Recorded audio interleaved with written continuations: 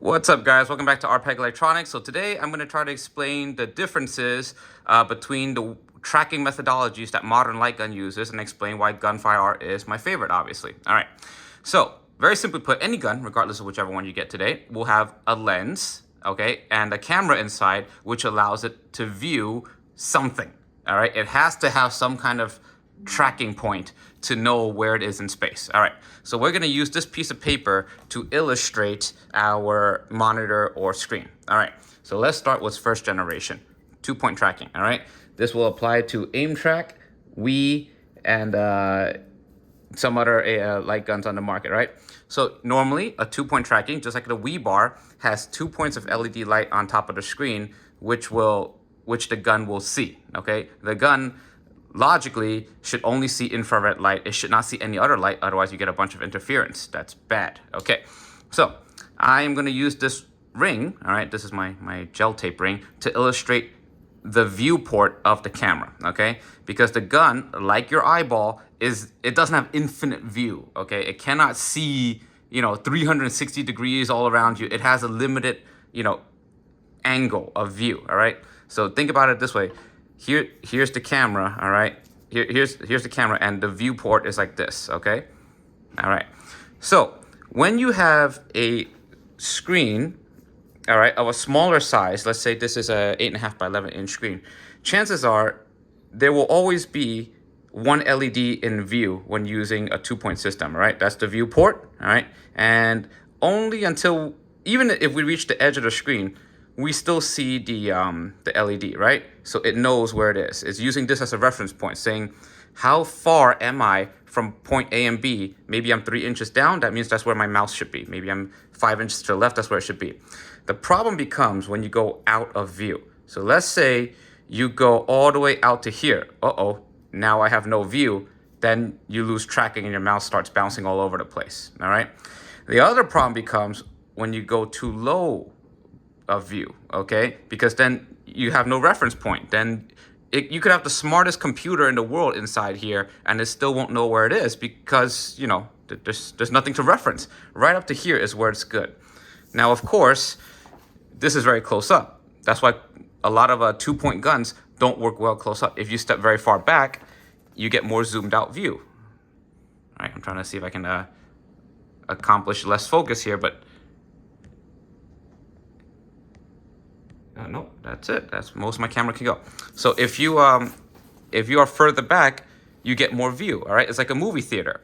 All right, but if you get further back, what happens is these LED points brightness are always the same. Okay, so since the power outage is only so much, if you step further back from something, it looks weaker and you may lose tracking anyway. So there's a very delicate compromise between this. Okay, now that is the traditional one. This is aim track, Wii bars, that's what they use, okay? And other branded light guns might use this too, okay?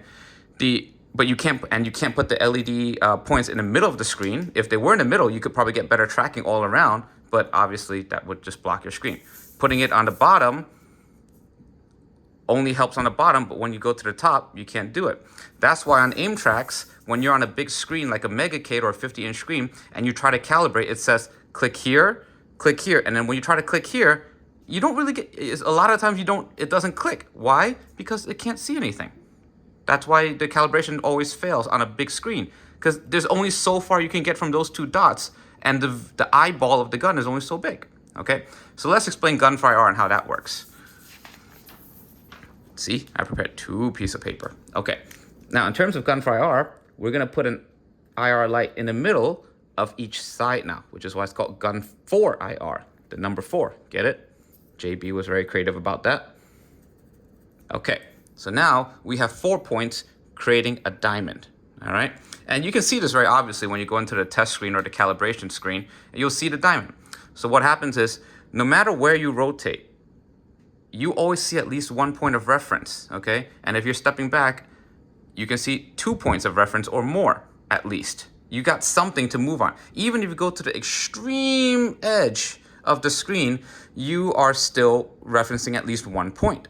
So the smarter PC, the smarter Arduino inside knows, hey, I just moved from 4 LEDs or 3 LEDs to 1, and I move by this much. So this is where I am in space. This is where my mouse should be.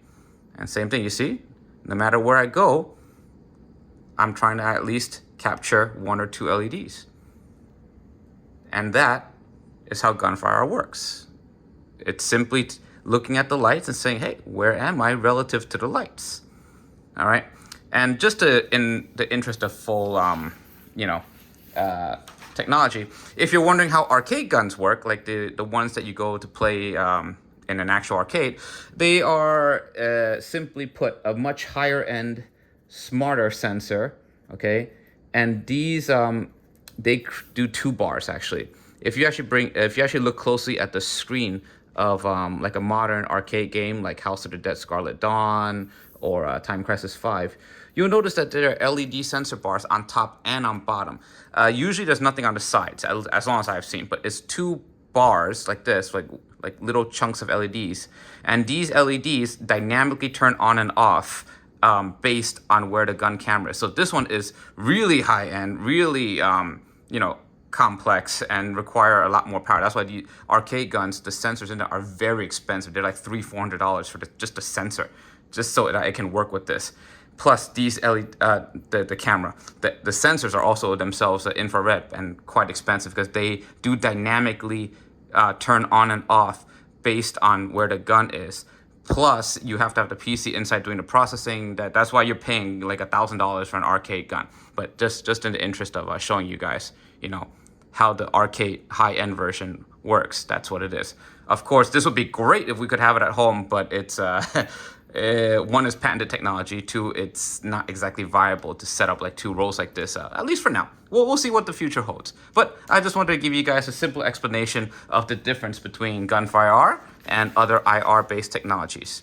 And I guess the other one to mention would be Sinden, which is conceptually the same as a Gun4IR. It has almost the same level of tracking. The only thing, instead of using 4 IR sensors, it uses a border. So, this is actually quite good too. All right. The only difficult part is generating the border on top of certain full screen games, but that's a software issue, not a technology math issue. So in this case, yeah, you pretty much always see a border somewhere. All right. And as long as you don't have light interfering, because this is not infrared generated, this is generated white color on the screen, you will always have very, very good tracking on this as well, just to be fair of everything. Okay.